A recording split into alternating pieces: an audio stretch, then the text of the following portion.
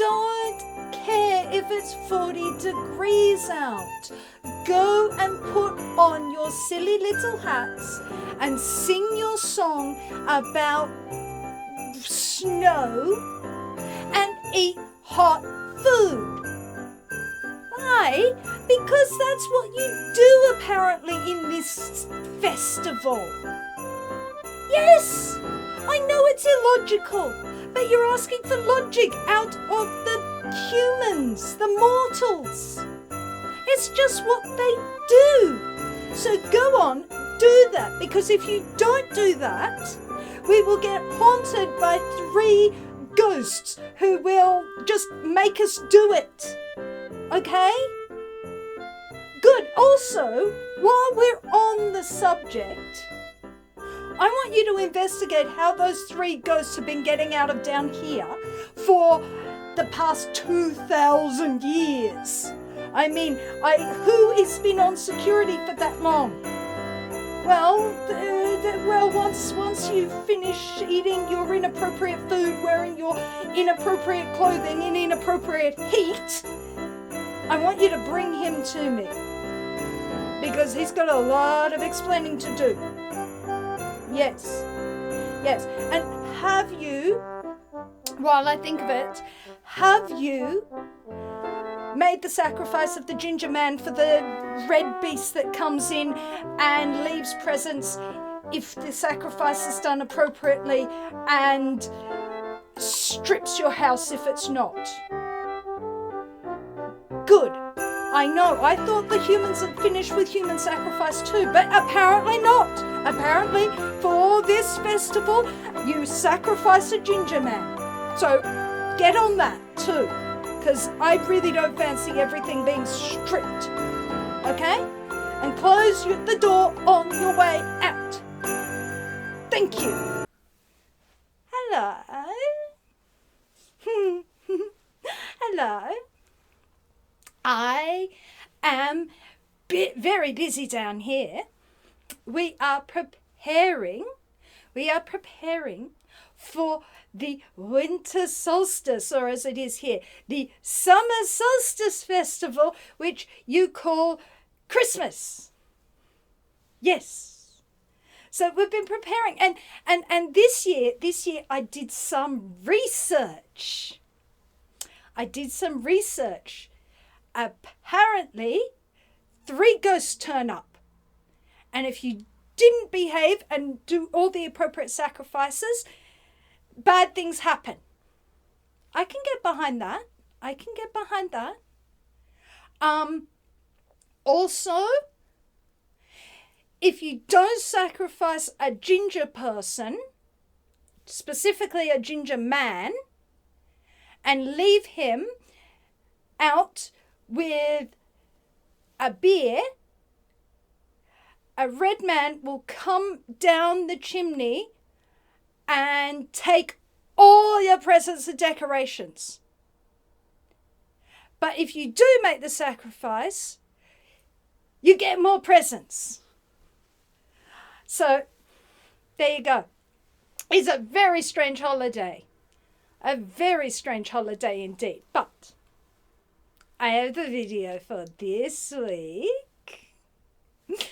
I have the video for this week. And this week we have a comedy, because that seems to be appropriate. But before we start, you know the drill. Blah, blah, blah, blah, shop. Blah, blah, blah, blah, Redbubble. Blah, blah, blah, blah, support us. Blah, blah, blah, like, subscribe, comment, and share, or I'll jump out from under the bed and scare you witless. So, what are we doing? Well, we have a play that is all about scandal and gossip. We all like a bit of scandal and gossip, don't we? What's my collar doing? There we go. We all like a bit of scandal and gossip. And this play is by a man named Sheridan, I believe he's one of the Irish playwrights, and you know how I feel about Irish playwrights, especially our close personal friend, Mr. Beckett. And this is a satire, a social satire. So it's a little bit like that other really good play that we saw by Goldsmith, She Stoops to Conquer. So it's not a play where lots of big things happen. It's not a big battle play. You know, I mean, we really haven't had a big battle play since Shakespeare. I'm still salty about them telling me Henry V wasn't a Christmas play. I think it is. Hurrah, we win. That's a Christmas play, isn't it? Anyway, this one is a farce. It's a satire. And it is all about gossip and scandal. So, you know, we all like a little bit of gossip round here. I know you all come to me. You come to me because I have the best gossip about my family. And I tell you in the strictest confidence, but I know that you won't tell anybody else about what my uncles and aunties and brother cousins and sister cousins and all the others get up to. I know I can trust you. So, the School for Scandal is very much about, it's got sort of two plot lines happening. So, there is Sir Peter Teasle, who is a man who has recently married a young country wife. And he also has two wards, Joseph and Charles Surface. He was bringing them up. They were the children of a friend of his, and then their uncle gave them some money, which has allowed them to be independent. And a lot is said about how these young men are living their independent lives. Because the lead gossip is Lady Sneerwell. And she is who we meet when we open the play, and she's talking to her one of her friends called Snake. And Snake has gone out and insinuated gossip around, and she is planning a scandal campaign against Charles Surface, because Charles Surface is in love with Sir Peter Teasle's ward Maria. And Joseph Surface is also in love with the Maria. And he is asking Lady Sneerwell to spread gossip and scandal about his brother, who has a reputation for being very, very dissolute. He is in debt. He hangs out with people who he really shouldn't be hanging out with. And his brother is very sober and serious, and he doesn't think at all that it is appropriate that Maria should fancy his dissolute younger brother to him. Now, so they are part of the School for Scandal. There are various other members of this School for Scandal who will meet and talk about people, including Lady Teasle. Now, Lady Teasle was a countrywoman who Sir Peter Teasle has elevated and made a lady, and coming to London and seeing all the fashions, and she has absolutely had her head turned. Sir Peter Teasle thought he was going to get a nice country wife who would cause him no problem at all, and he has got a city gossip. And she is only too happy to engage in Lady Sneerwell's School for Scandal. Joseph Surface has also managed to get himself rather ingratiated with Lady Teasle in the hope of using her to advance his own suit. But Lady Teasle is a little bit too enamored of him now. And so he's now stuck with Lady Teasle flirting with him. Sir Peter Teasle is upset about his wife. He loves his wife, but it has not been a happy marriage because of all of her extravagances. She's just spending his money like it's water.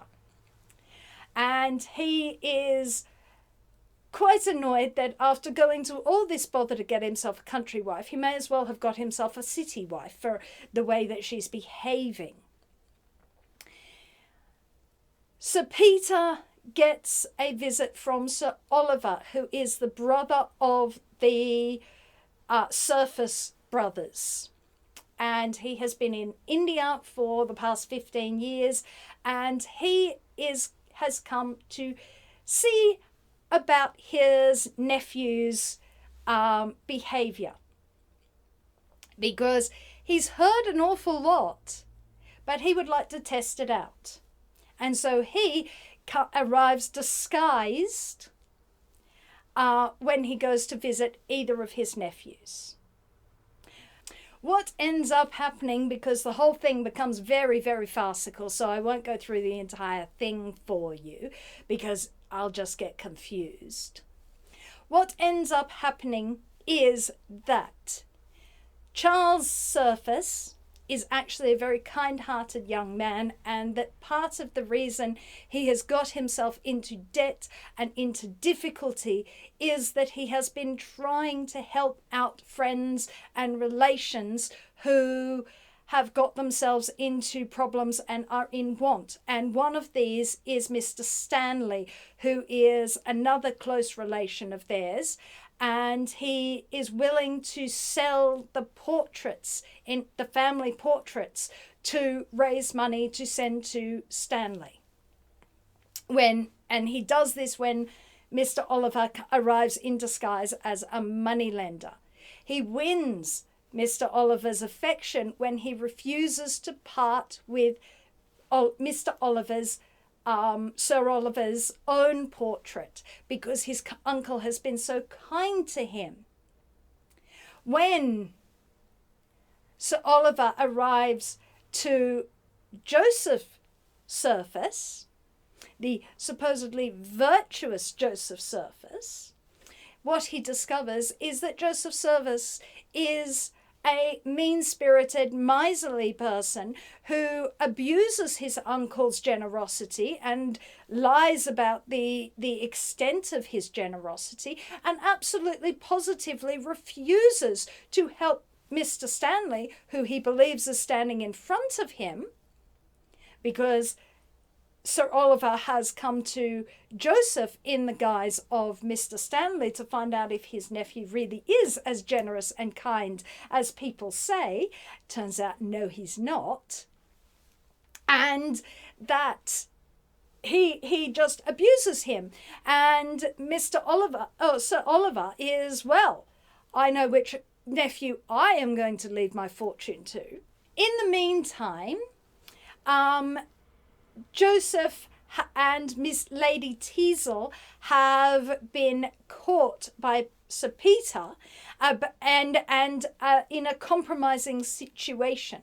Sir Peter's good view of Joseph is quite undone by this. He has been believing the stories that have been put about by Joseph, and the stories that have been put about Charles, which he is also disabused of when Charles, in his turn, refutes the allegation that he has been messing about with Sir Peter's new wife, and that and so Sir Peter is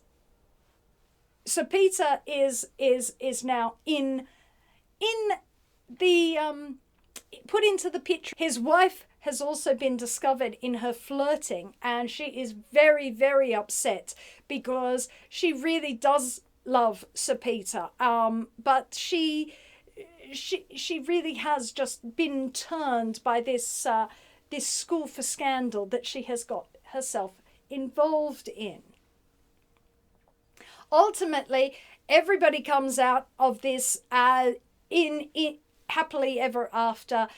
Lady Teasel is reconciled to her husband and regrets her behaviour. Joseph is shown up for having the bad character that he actually has.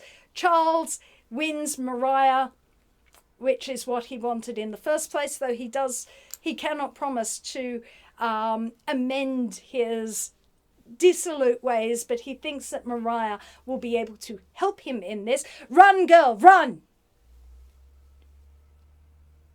And the school for scandal is broken up.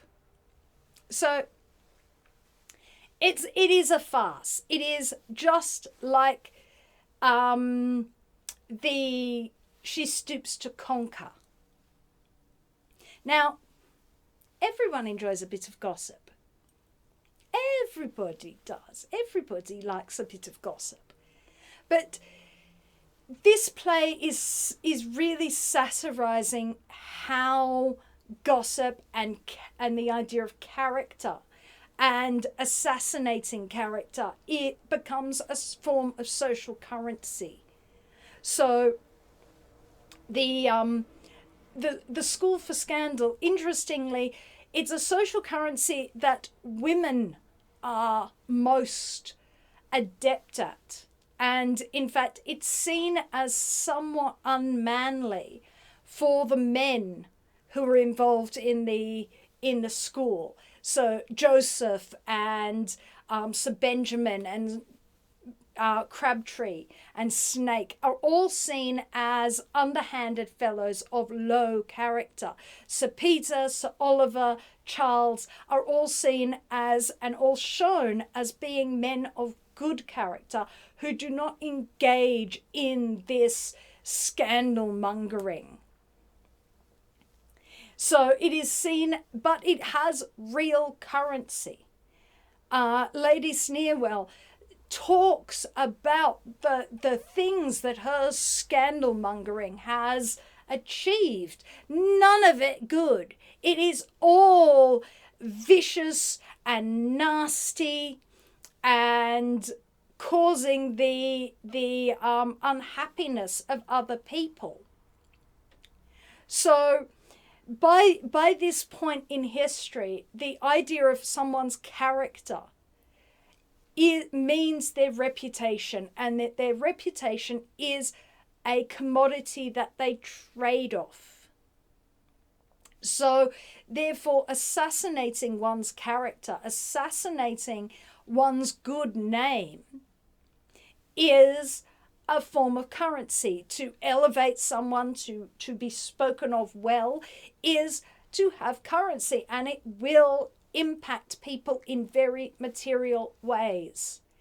Charles is impacted in very material ways by the way people speak about him and their attitude to his behavior. They don't see his motives, they see the outward, they see the surface. Same with Joseph. No one sees his motives, they see the surface. And so long as the surface looks appropriate, that is how people will treat them.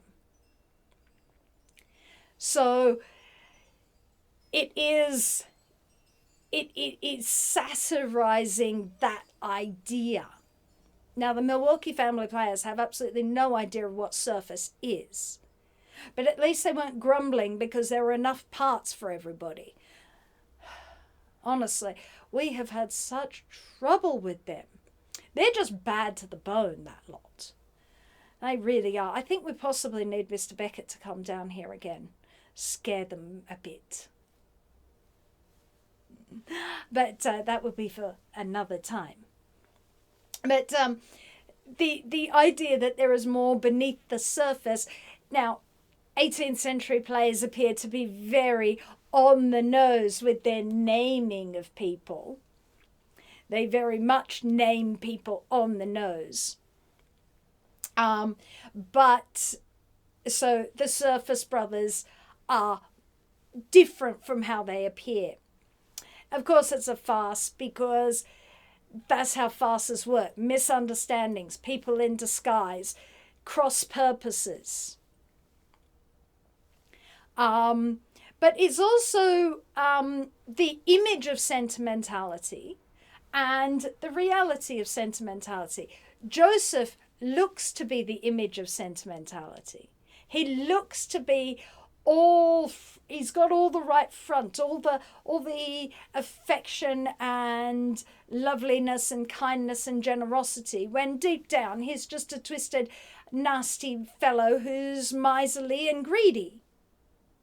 Whereas Charles is generosity itself. He is impoverishing himself out of acts of generosity, not out of greed, not out of self-interest. And he is actively damaging his own self-interest and the standing he would have by not only the company he's keeping in his dissolute lifestyle, but also the reputational damage that he is engaged in. Yes, he likes to drink. Yes, he likes to play at cards. But he is also deep down a very generous and giving person. So his motivations are pure, even if his reputation is deeply sullied. The only person who is really actively of the women who is actively scornful of the entire school for scandal is Maria.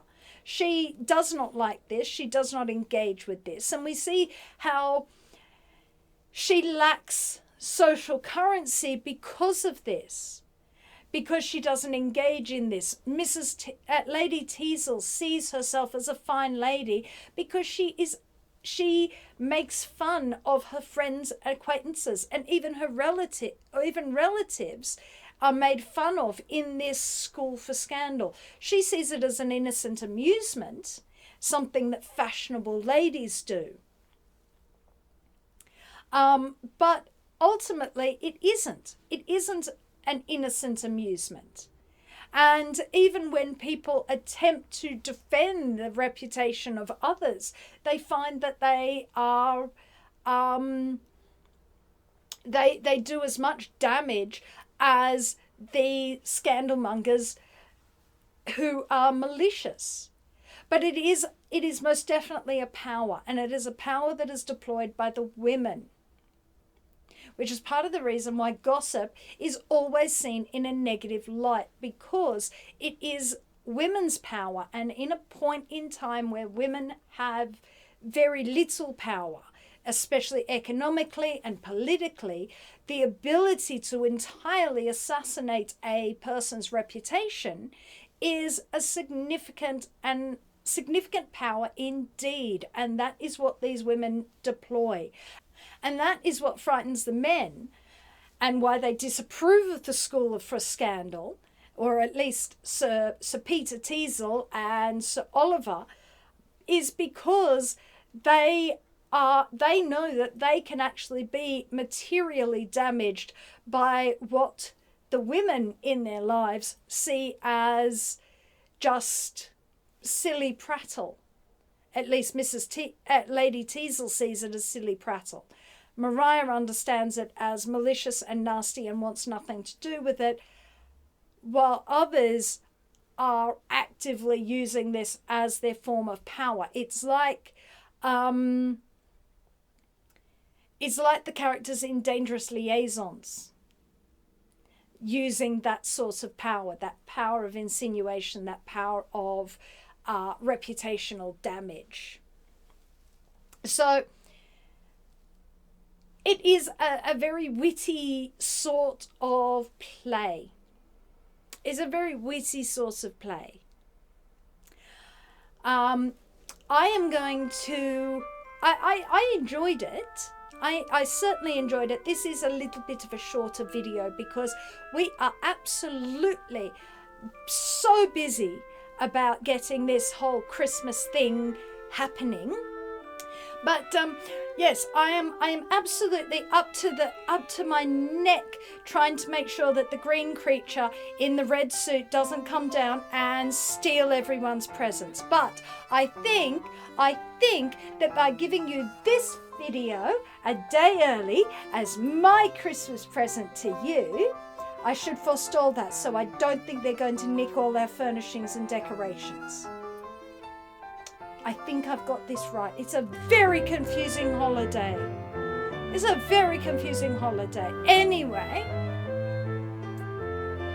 I will see you again in the new year with a new play.